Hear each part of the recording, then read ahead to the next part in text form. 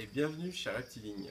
Aujourd'hui, je vais vous présenter un petit lézard du Costa Rica que nous venons de rentrer à nos boutiques de Lyon et à notre boutique de Gazeran en région parisienne.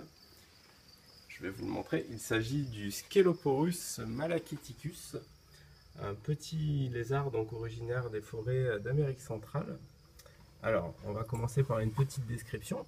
Comme vous pouvez peut-être le constater sur la vidéo, si la qualité est assez bonne, en fait, il y a un fort dimorphisme sexuel au niveau de la coloration notamment. Vous voyez que le mâle est beaucoup plus coloré que la femelle. Donc on va commencer par décrire la coloration du mâle. Viens mon petit.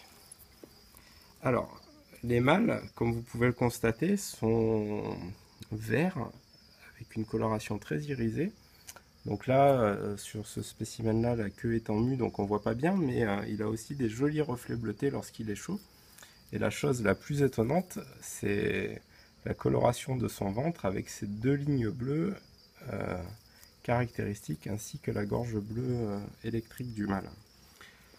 Les femelles, quant à elles, sont un petit peu plus petites, mais pas beaucoup plus. Hein. Hop, on avait reçu une grosse femelle.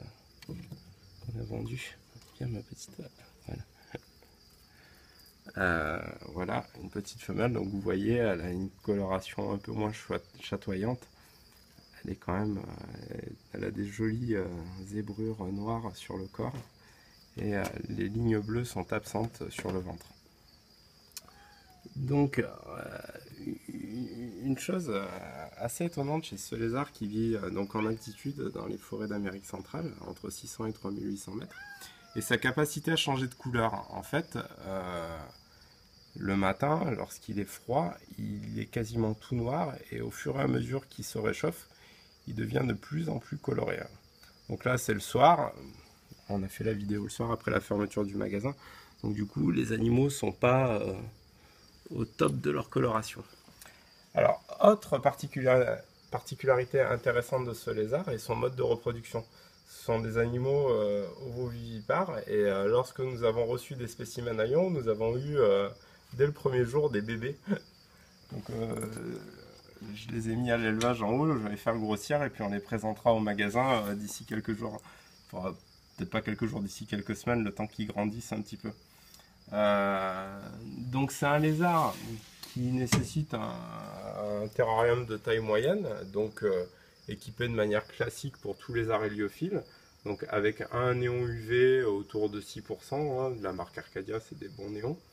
Un petit spot là comme vous pouvez voir qui va créer un petit point chaud localisé qui va permettre au lézard de se chauffer assez rapidement. Donc il faut que le point chaud soit autour de 35. Et au niveau du régime alimentaire, en fait, c'est un lézard qui est strictement insectivore, alors qui est très glouton. Hein. Quand on les a reçus, dès le premier jour, ils se sont jetés sur les grillons. Ils adorent ça, grillons, verre de farine, petits criquets, petites blattes, enfin, ils mangent à peu près tout, sans aucun problème. C'est un lézard qui aime pas la contention, hein, comme j'ai fait là pour vous le montrer. En fait, quand on les saisit comme ça, c'est sûr qu'ils essayent de s'échapper, mais par contre, il est peu farouche et il se laisse facilement observer.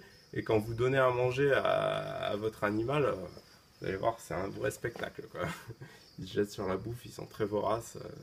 C'est vraiment des animaux super intéressants en terrarium et en plus qui se reproduisent assez facilement. Donc voilà. Je vous ai présenté nos magnifiques petits Sceloporus malachiticus, lézards épineux malachite, donc disponibles dans nos deux boutiques de Lyon et Gazeran. Je vous dis donc à bientôt sur Reptiligne.